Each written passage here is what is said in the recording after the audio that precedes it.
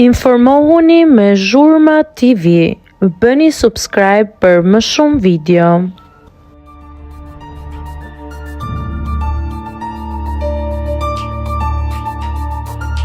Ishte shpallur e zhdukur prej 25 prillit. Gjendet moderatorja e njohur 31 vjeçare. Rasti i zhdukjes së moderatorës së njohur Rachel Kerr në Agadir ka përfunduar pa dram pasi ajo është gjetur shëndoshë mirë, siç konfirmoi edhe familja e saj.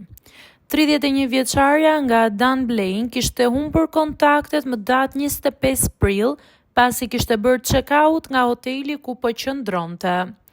Për disa ditë familja nuk kishte asnjë informacion për vendodhjen e saj, gjë që shkaktoi shqetësim të madh dhe thirrje publike për ndihmë.